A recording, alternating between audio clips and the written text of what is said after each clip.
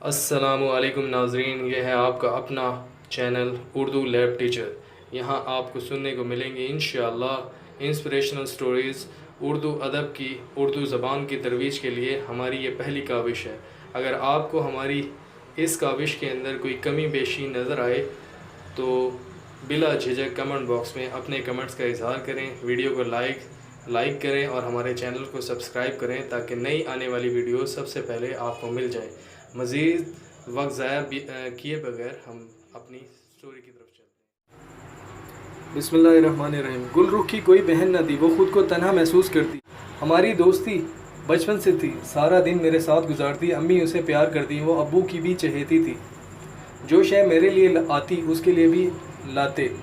غرض لگتا تھا کہ اس کا گھر برابر والا نہیں بلکہ ہمارا ہی گھر ہے۔ ہمارا تعلق ایک زمیندار گھرانے سے تھا، زندگی کی سب آسائشیں مہیا تھی۔ میرے 2 بھائی تھے، بڑے بھائی کی شادی تایا کی بیٹی سے ہو چکی تھی اور چھوٹا بھائی زاہد ابھی 9ویں جماعت میں تھا کہ والدہ نے گل رخ کے ساتھ منگنی کا ارادہ کیا۔ ان دنوں زاہد کو گل رخ سے کوئی دلچسپی نہ تھی۔ وہ خوش شکل تھی مگر زاہد کو بری لگتی تھی۔ وہ چڑھ کر کہتا، اماں اس لڑکی کا اپنا کوئی گھر نہیں ہے، جب دیکھو یہاں بیٹھی ہوتی ہے۔ والدہ سمجھاتی، بیٹا یہ اکیلی ہوتی ہے تبھی شیلا کے پاس آ جاتی ہے، تمہیں کیا اعتراض ہے؟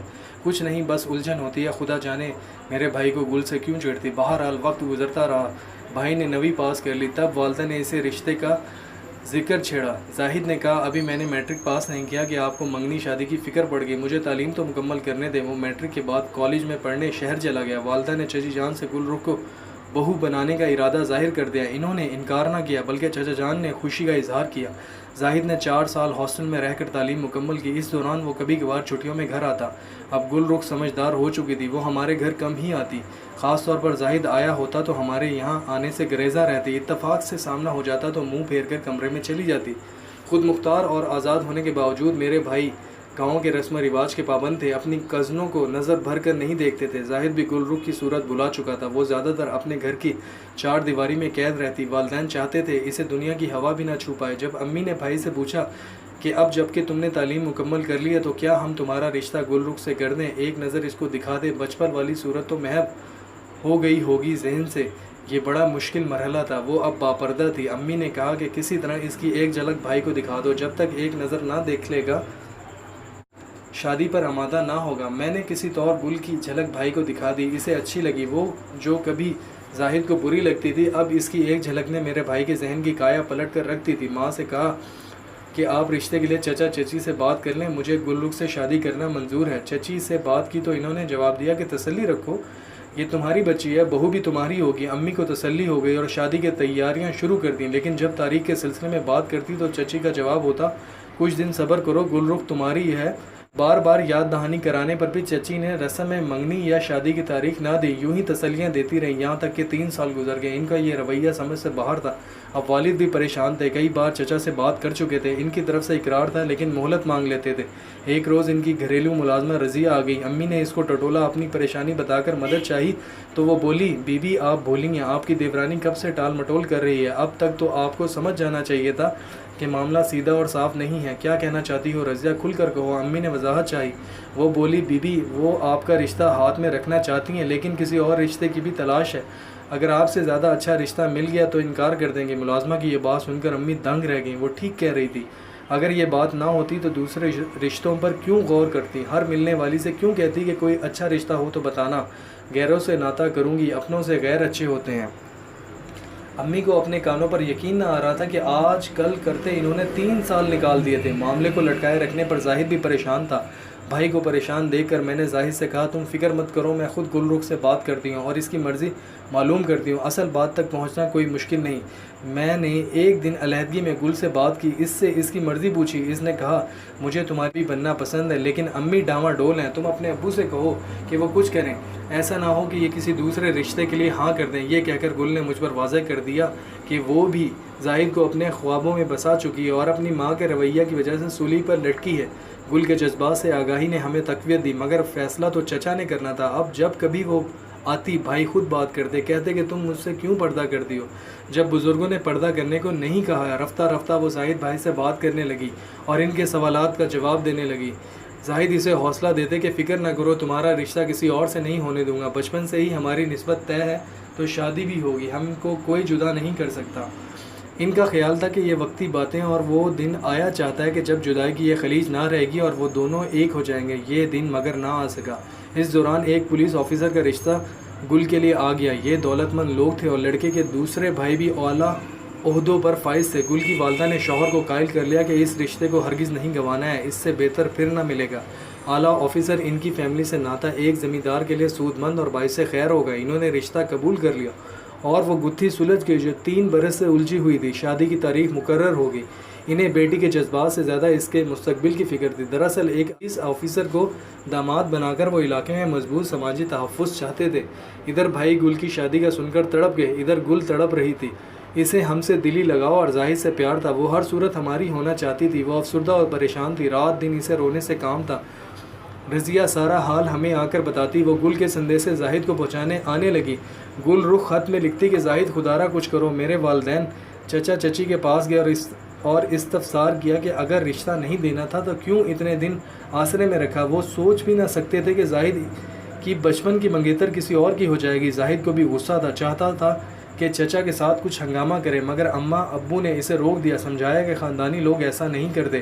چچی نے گھٹیا پن کا ثبوت دیا تھا اور چچا نے بیوی کا ساتھ دیا۔ چچی دراصل غیر خاندان سے تھی، شروع سے ہی ان کا رکھ رکھاؤ ہماری فیملی جیسا نہیں تھا، تاہم چچا جان سے تو اس طرح کی بالکل توقع نہیں تھی۔ ابو نے بیٹے کو سمجھایا کہ تم کوئی ایسا قدم ہرگز نہ اٹھاؤ گے جس سے ہماری جگ ہنسائی ہو یا ہماری خاندانی شرافت پر حرف آئے۔ تمہاری چچا چچی بھی ہمارے اپنے اور اسی خاندان کا حصہ ہے، اس زہر کے گھونٹ کو صبر سے پی جاؤ۔ گل کی شادی کی تیاریاں دھوم دھام سے ہونے لگی اور یہ سارا ہنگامہ ہم کانوں سے سن رہے تھے۔ زاہد کو یہ بہت عجیب لگ رہا تھا، ایسا لگتا تھا جیسے یہ شور کسی اور دنیا سے آ رہا ہو، جبکہ ہمارے اور چچا کے گھر کے درمیان بھی ایک دیوار حائل تھی۔ زاہد مرجھا گیا، جیسے اس کی زندگی چھینی جا رہی ہو، شہنائیوں اور ڈھول کی تھاپ میں جیسے کوئی خدا نہ خواستہ موت کا پیغام دے رہا ہو۔ آخر کار بارات کے آنے کا شور بلند ہوا، شہنائیوں کی آواز تیز ہو گئی۔ زاہد اس منظر کو دیکھنے پر مجبور تھا۔ ڈھول کی تھاپ پر باراتیوں کے ساتھ آئی ٹولی جھومر، ڈانس اور بھنگڑا ڈال رہی تھی اور میرے بھائی کی محبت کسی اور کی جھولی میں ڈالی جا رہی تھی۔ تبھی ڈھول کی آواز یکلخت بلند ہو گئی۔ زاہد کو لگا جیسے کوئی اس کے دل پر ہتھوڑے برسا رہا ہو۔ اچانک اس پر جیسے وحشت طاری ہو گئی، اس کے اندر غصہ نفرت کا لاوا بن گیا۔ والد نے زاہد کی صورت پر نظر ڈالی تو اس کے قریب آ بیٹھے، جیسے کوئی انجانا خدشہ ان کو ڈرانے لگا ہو۔ انہوں نے بیٹے سے کہا کہ زاہد کیوں اس قدر پریشان ہو رہے ہو؟ دیکھو تمہاری خاطر میں شادی میں شریک نہیں ہوا، حالانکہ گاؤں کے لوگ اس پر باتیں بنا رہے ہوں گے۔ میرا خیال ہے کہ تم میرے ساتھ چلو، ہم شہر کا چکر لگا کر آتے ہیں۔ والد بھائی کو اس ہنگامے سے دور لے جانا چاہ رہے تھے، لیکن زاہد ٹس سے مس نہ ہوا۔ کچھ دیر ساکت بیٹھا رہا، پھر چند منٹ بعد وہ یکدم اٹھ کر اندر چلا گیا۔ ابھی کوئی یہ سوچ بھی نہ پایا تھا کہ وہ کس وجہ سے امی کے کمرے میں گیا ہے۔ الماری کھولنے کی آواز آئی، والد سمجھ گئے، ان کی بندوق والدہ کے کمرے میں رکھی تھی۔ جتنی دیر میں ابو کمرے میں آ پہنچے، زاہد باہر نکل آیا۔ اس کے ہاتھ میں بھری ہوئی بندوق تھی۔ وہ صحن عبور کر کے بیرونی دروازے کی طرف لپکا تو والد صاحب بھی اس کے پیچھے بھاگے تاکہ بندوق اس کے ہاتھ سے چھین لیں۔ والد نے بیٹے کو دروازے پر جا لیا اور بندوق دینے کو کہا، لیکن اس نے پرواہ نہ کی۔ تبھی ابو نے ماموں کو آواز دی جو سامنے سے آ رہے تھے، زاہد کو پکڑ لو۔ ماموں کافی تنومند اور اچھی صحت کے مالک تھے، انہوں نے دوڑ کر میرے بھائی کو اپنی باہوں کے حصار میں لے لیا۔ ادھر والد صاحب نے بندوق کی نال پکڑی اور زبردستی زاہد کے ہاتھوں سے چھیننے کی کوشش کی۔ اس چھینا جپٹی میں بندوق چل گئی اور گولی ابو کے سینے میں لگی۔ وہ اسی لمحے زمین پر گر کر تڑپنے لگے۔ فائر کی آواز سن کر قریب عزیز دوڑے آئے اور زاہد کو تھاما، بندوق اس کے ہاتھوں سے لے لی، جبکہ وہ کہہ رہا تھا، چھوڑو مجھے چھوڑو، میں ان دھوکہ بازوں کو آج تباہ کر دوں گا اور یہ پھر کبھی خوشیوں کے شادیانے نہ بجا سکیں گے۔ چچا کے دروازے سے ہمارا در ملا ہوا تھا۔ باراتی یہ منظر دیکھ کر سہم گئے، ڈھول اور شہنائیوں کو چپ لگ گئی۔ شادی میں آئے لوگ دم بخود رہ گئے کہ یہ کیا ہوا ہے، کیوں ہوا ہے۔ بڑے بھائی راشد کو ابو نے شادی میں شرکت کے لیے بھیجا ہوا تھا تاکہ گاؤں والوں کو دونوں بھائیوں کے بیچ رنجش کا علم نہ ہو۔ گاؤں میں بھائیوں کے درمیان پھوٹ پڑ جائے تو اسے کمزوری سمجھا جاتا ہے، پھر دشمنوں کو وار کرنے کا موقع مل جاتا ہے۔ لوگ سوال کرنے لگے، کیا ہوا؟ راشد بھائی نے کہا، زاہد کزن کی شادی پر باراتیوں کے استقبال کی خاطر ہوائی فائر کر رہا تھا کہ گولی غلطی سے ابو کو لگ گئی۔ بہرحال اتنے بہت سے لوگوں کے سامنے سانحہ ہوا تھا، کسی نے پولیس کو اطلاع تو کرنی تھی۔ علاقے کے ایس ایچ او اپنے چند ساتھیوں کے ہمراہ آ گیا، اتنے میں ایمبولینس بھی آ گئی۔ والد کو ہسپتال اور پوچھ گچھ کے لیے زاہد کو تھانے لے گئے۔ چچا جان کو علم ہو گیا کہ معاملہ کیا ہے، کیونکہ زاہد نے بندوق اٹھائی تھی۔ بہرحال اب خاندان کی عزت کا سوال تھا۔ انہوں نے باجے تاشے بند کرا کر آنن فانن بیٹی کی رخصتی کر دی اور تھانے پہنچ گئے۔ ایس ایچ او سے کچھ معاملات طے ہوئے اور ہوائی فائر کا بہانہ بنا کر زاہد کو آزاد کروا کر گھر لے آئے، مقدمے کو آگے نہ بڑھنے دیا۔ بھلا مقدمہ آگے کیسے بڑھتا؟ جو مدعی تھے وہی کہہ رہے تھے کہ ہمارے بچے سے خطا ہوئی ہے، خاندان کی عزت بچانی تھی، زاہد کو چھڑانا تھا۔ واقعہ اتفاقی حادثہ قرار دیا گیا۔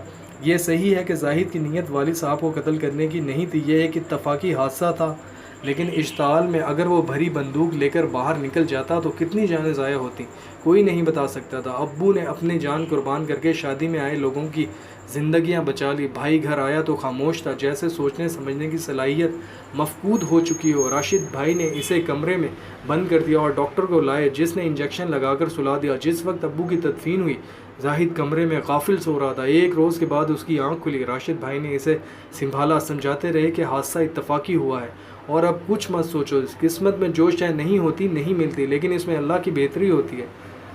عرصہ دراز تک زاہد اسی افسردگی میں ڈوبا رہا کہ اس کے وقتی اشتعال کی وجہ سے باپ کو موت لے گئی اور اس کے ہاتھوں یہ ناگہانی المیہ وقوع پذیر ہو گیا۔ انسان کو اپنی خطا کی سزا قانون یا دنیا سے نہ بھی ملے تو ضمیر ضرور دیتا ہے۔ گل رخ تو بیاہ کر چلی گئی، میرے بھائی کو عمر بھر کے لیے پچھتاوے کی آگ میں جلنا پڑا۔ ابو کی وفات کے 11 سال بعد راشد بھائی اور امی نے زبردستی خالہ کی بیٹی سے شادی کرا دی۔ جوں توں اسے زندگی کے نئے رنگ کو قبول کرنا پڑا۔ زاہد بھائی نے اس نئی زندگی کو بادل ناخواستہ قبول تو کر لیا، مگر دل سے کبھی شاد نہ ہوا۔ آج تک یہ ملال ہے کہ کیوں غصے میں بندوق اٹھائی کہ باپ کا قاتل بننا پڑا، جبکہ ابو سے محبت بھی زاہد ہی کو سب سے زیادہ تھی۔ والد بھی اپنی اولاد میں زاہد کو زیادہ چاہتے کہ وہ نہایت فرما بردار اور شریف لڑکا تھا۔ کہتے ہیں کہ انسان کو کل کا پتہ نہیں ہوتا کہ کیا ہونے والا ہے، مگر ایک لغزش اسے عمر بھر کے پچھتاوے سے ہمکنار کر سکتی ہے۔ میرا بھائی بھی جب تک زندہ رہے گا پچھتاوے کی آگ میں جلتا رہے گا۔ گل رخ اپنے گھر میں آباد ہے، اس کا دل آج بھی زاہد کو یاد کرتا ہے تو چپکے رو لیتی ہے۔ وہ میری سہیلی ہے اور اس کے دکھ کو بس میں ہی جانتی ہوں۔ امی والد کی وفات کے بعد ہنسنا مسکرانا بھلا چکی ہیں، اس گھڑی کو کوستی ہیں جب زاہد سے کہا تھا کہ گل رخ سے شادی کر لو، جبکہ میرا بھائی اسے خاطر میں نہ لاتا تھا۔ اے کاش چچی ہم سے منافقت نہ کرتی، پہلے روز ہی سیدھی سچی بات کہہ دیتی تو آج ہمارے خاندان میں ایسا المیہ نہ ہوتا جس کا سبھی کو افسوس ہے، خاص طور پر زاہد کو جو خود کو اس المیہ کا مجرم سمجھتا ہے۔